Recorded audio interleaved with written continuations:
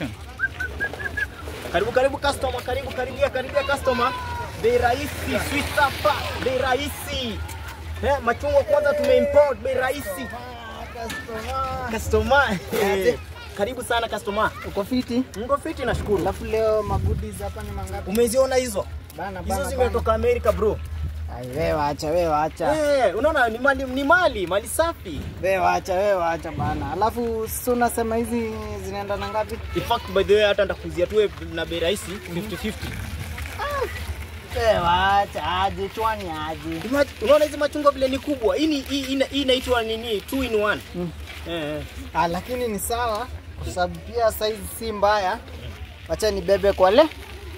Wacha nibebe hizi mbili na siku leo karibia kila siku customer. Ni sawa. Nitakuwa na kubamba, nitakuwa na wauzia vitu very cheap na vitu quality. Sasa acha nikuwekee hiyo pesa. Ni sawa customer.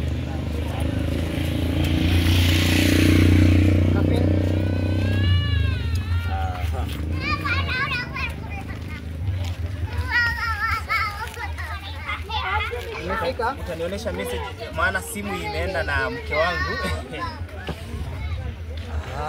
Thanks. Nzuri sana customer. Karibu.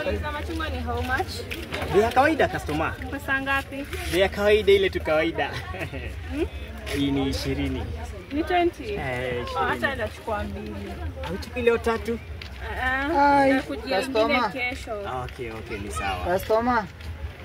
Customer. Nishachukua. Kidogo tu customer. Sawa. Asante. Wewe nakutrust, usinionyeshe message.